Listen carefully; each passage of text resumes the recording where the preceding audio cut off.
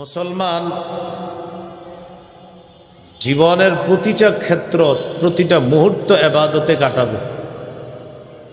এটা হলো মুসলমানের জিন্দেগি, 24 ঘন্টা বন্দেগি। মুসলমানের জিন্দেগি 24 ঘন্টাই বন্দেগি। মুসলমানের কোনো মুহূর্ত ইবাদত মুক্ত থাকতে পারে না। এটা কেমনে সম্ভব? আমরা তো ঘুমাই, আমরা তো খাই। মুসলমান খায় যখন সুন্নাহ মোতাবেক, তখন তার খাওয়া এটাও ইবাদতের অন্তর্ভুক্ত হয়ে যায়। খাবারের শুরুতে সুন্নাহ মোতাবেক খাবার শুরু করে, খাবারের লোকমা সুন্নাহ মোতাবেক গ্রহণ করে, খাবারের প্লেট সুন্নাহ মোতাবেক হয়, খাবার গ্রহণ করে পেটের মধ্যে সুন্নাহ মোতাবেক।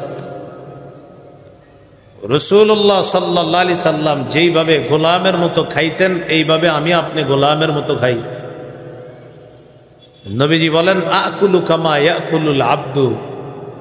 একজন গোলাম যেভাবে খায় আমিও ওইভাবে খাই। এর মানে হলো আল্লাহর রিজিক আমি গ্রহণ করতেছি, রবের রিজিক আমি গ্রহণ করতেছি। আমি কতটা ছোট হওয়া দরকার আল্লাহর কাছে। খাবারের শেষে আবার দোয়া পড়া। মুসলমান বাথরুমে যায় তো আগে দোয়া পড়ে, বাথরুম থেকে বের হয় তো দোয়া পড়ে। এই যে মাঝখানে কোনো ইবাদত বন্দেগী করতে পারে নাই, কিন্তু ওই যে সুন্নাহ মোতাবেক তার এই কর্মটা হয়েছে, সুন্নাহ মোতাবেক হওয়ার কারণে সুন্নাহের সওয়াব নিঃসন্দেহে আল্লাহ দান করলেন। আল্লাহ তাআলা দরবারে শুকরিয়া আদায় করছি। আল্লাহ আমাদেরকে এই মাহফিলে উপস্থিত হওয়ার তৌফিক দান করেছেন বলি আলহামদুলিল্লাহ।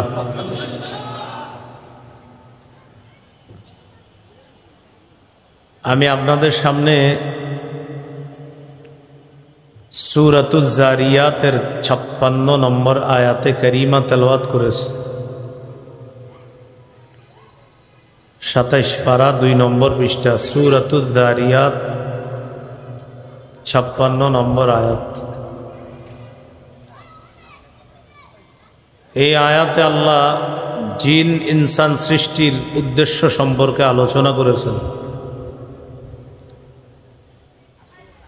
আল্লাহ তাআলা বলেন, ওয়ামা খালাকতুল জিন্না ওয়াল ইনসা ইল্লা লিয়াবুদুন। আমি জিন ইনসানকে সৃষ্টি করেছি আমার ইবাদত করার জন্য। আয়াত থেকে বোঝা যায় আমাদেরকে সৃষ্টির উদ্দেশ্য হলো আল্লাহর ইবাদত করা। ইবাদত কতদিন করব? 14 পারা 6 নম্বর পৃষ্ঠা, সূরাতুল হিজর 99 নম্বর আয়াত। এই আয়াতে আল্লাহ ইবাদতের সময়সীমা উল্লেখ করেছেন। ওয়া'বুদ রাব্বাকা হাত্তা ইয়াতিয়াকাল ইয়াকিন। মৃত্যু আসা পর্যন্ত তুমি তোমার রবের ইবাদত করো। দুটি গুরুত্বপূর্ণ কথা আমরা শিখে ফেললাম। নিজেই নিজেকে যদি প্রশ্ন করি, আমাকে কেন আল্লাহ বানাইলেন? উত্তর হলো ইবাদত করার জন্য, দাসত্ব করার জন্য, আল্লাহর গোলামি করার জন্য। দ্বিতীয় প্রশ্ন, কতদিন ইবাদত করব? উত্তর হলো মৃত্যু পর্যন্ত ইবাদত করা। তৃতীয় আরেকটি বিষয় সামনে এসে যায়, সেটা হলো মৃত্যু অবধারিত, সকলকেই মৃত্যুবরণ করতে হবে। সূরা আনকাবুতের 57 নম্বর আয়াত, 21 পারা 2 নম্বর পৃষ্ঠা, সূরা আনকাবুতের 57 নম্বর আয়াত। আল্লাহ বলেন, কুল্লু নাফসিন যায়িকাতুল মাউত। প্রত্যেকটি নফস মৃত্যুর স্বাদ গ্রহণ করবে। 3টি কথা নিজেই নিজেকে প্রতিদিন বলতে পারেন। আমি দুনিয়াতে কেন? আল্লাহর গোলামি করার জন্য। 2 নম্বর, কতদিন গোলামি করব? মৃত্যু পর্যন্ত। 3 নম্বর, নিঃসন্দেহে আমার মৃত্যু হয়েই যাবে, এতে কোনো সন্দেহ নেই।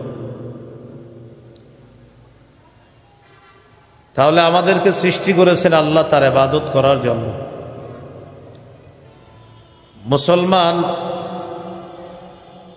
জীবনের প্রতিটা ক্ষেত্র, প্রতিটা মুহূর্ত ইবাদতে কাটাবে। এটা হলো মুসলমানের জিন্দেগি, 24 ঘন্টা বন্দেগি। মুসলমানের জিন্দেগি 24 ঘন্টাই বন্দেগি। মুসলমানের কোনো মুহূর্ত ইবাদত মুক্ত থাকতে পারে না। এটা কেমনে সম্ভব? আমরা তো ঘুমাই, আমরা তো খাই। মুসলমান খায় যখন সুন্নাহ মোতাবেক, তখন তার খাওয়া এটাও ইবাদতের অন্তর্ভুক্ত হয়ে যায়। খাবারের শুরুতে সুন্নাহ মোতাবেক খাবার শুরু করে, খাবারের লোকমা সুন্নাহ মোতাবেক গ্রহণ করে,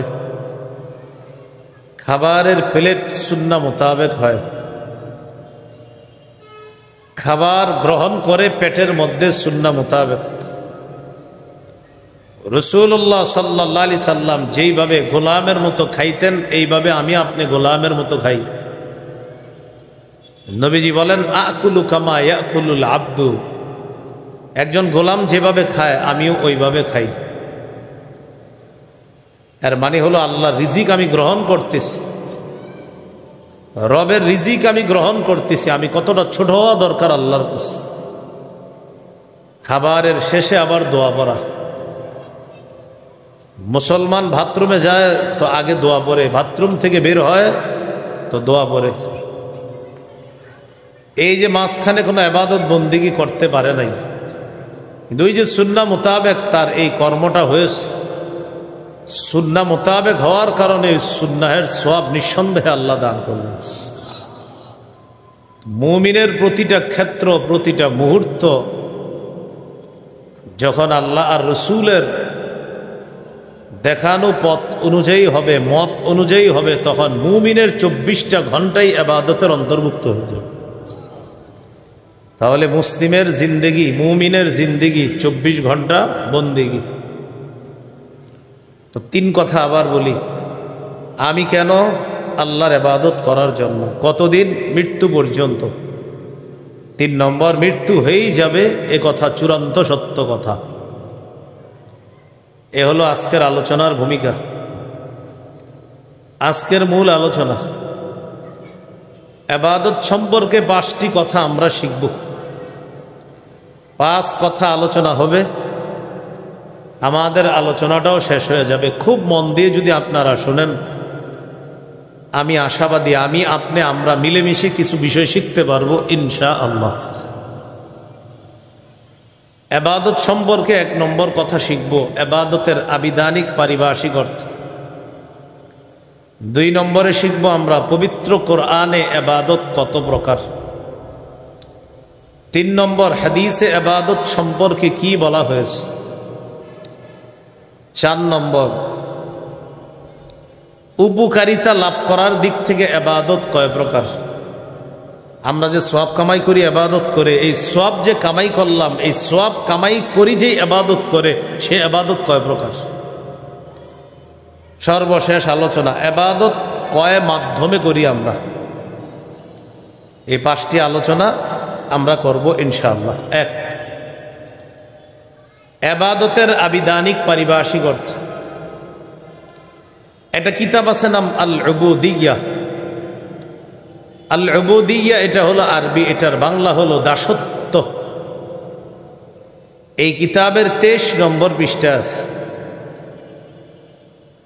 ইবাদতের অর্থ হলো মানাহু আয-যুল। ইবাদতের আসল অর্থ হলো নত হওয়া, বিনয়ী হওয়া। আল ইবাদা ফিল ইসলাম একটা কিতাব আছে, ওই কিতাবের 28 নম্বর পৃষ্ঠা আছে। কুল্লু খুদুইন লাইসা ফাওকাহু খুদু'। প্রত্যেক এমন বিনয়, যেই বিনয়ের পরে আর বিনয়ী হওয়া যায় না, এটাকে ইবাদত বলে। এই কিতাবেরই 30 নম্বর পৃষ্ঠা আছে, আল ইবাদাতু হিয়া তাআতু মা গায়াতিল খুদু', চূড়ান্ত বিনয়ের সাথে আল্লাহর আনুগত্য করাকে ইবাদত বলে। আজকে এশার নামাজ আমরা এই মসজিদে আদায় করলাম, আপনাদের সাথে আল্লাহ আমাকে ওই মসজিদে এশার সালাত ইমাম সাহেবের পিছনে পড়ার তৌফিক দান করেছেন। এই মসজিদে আজকে যারা এশার নামাজ আমরা আদায় করলাম, আমাদের মধ্যে এশার নামাজে আল্লাহর কাছে যার বিনয়, যার ছোট হওয়া, এই গোলামি করার সময় যে আল্লাহর কাছে সবচেয়ে বেশি ছোট হয়েছে, ওই ব্যক্তির এশার সালাত আল্লাহর কাছে তত বেশি কবুল হয়েছে। তাহলে ইবাদতের আবিধানিক অর্থ কি শিখলাম? চূড়ান্ত বিনয়ের সাথে আল্লাহর আনুগত্য করা। আজকে থেকে যত ইবাদত করব, প্রতিটি ইবাদতে আমি নিজেকে পরীক্ষা করব আমি আল্লাহর সামনে কতটা ছোট হতে পেরেছি। এই জন্য আল্লাহর সামনে ইবাদত তথা গোলামি করার সময় সবচেয়ে ছোট হয়ে যাওয়া, এটা হলো ইবাদতের মূল অর্থ, আবিধানিক অর্থ। ইবাদতের পারিভাষিক অর্থ, আল ইবাদাতু হিয়া ইসমুন জামিউন লিকুল্লি মা ইউহিব্বুহুল্লাহু ওয়া ইয়ারদাহু মিনাল আকওয়ালি ওয়াল আ'মালিজ যাহিরা ওয়াল বাতিনা। এটা আমি সহজে বলি যেন আপনাদের মনে থাকে। আমার, আপনার, আমাদের প্রকাশ্য কথা, গোপন কথা, প্রকাশ্য কাজ, গোপন কাজ। আমি আবার বলছি, আমার, আপনার, আমাদের সকলের প্রকাশ্য কথা, প্রকাশ্য কাজ, গোপন কথা, গোপন কাজ যদি আল্লাহ পছন্দ করে, এটাই ইবাদত। তাহলে সহজে শিখে ফেললাম। আজকে থেকে আমি যত কথা আস্তে বলবো, যত কথা জোরে বলবো, যত কাজ আমি গোপনে করব, যত কাজ আমি প্রকাশ্যে করব, আমি চিন্তা করব আমার রব যেন আমার গোপন কথা কাজ, আমার রব যেন আমার প্রকাশ্য কথা কাজ পছন্দ করে।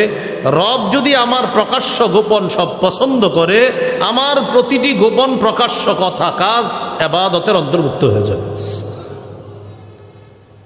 যেমন আমি আপনাদের সামনে এই মুহূর্তে কথা বলতেছি, এটা কি গোপনে বলতেছি না প্রকাশ্যে?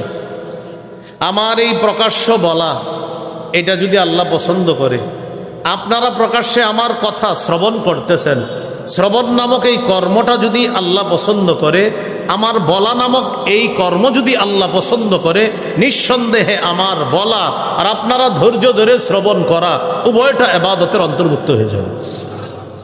মনে থাকবে না ইনশাআল্লাহ?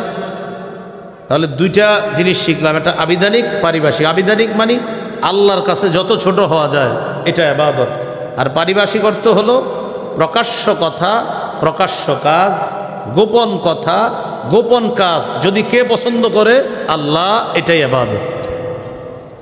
আল্লাহ আমাদেরকে ইবাদতের অর্থ বুঝে আজকে থেকে আমার, আপনার, আমাদের প্রতিটি কথা কর্ম যেন রব ইবাদতের অন্তর্ভুক্ত করে নেয়, আল্লাহ এমনভাবে চলার তৌফিক দান করেন।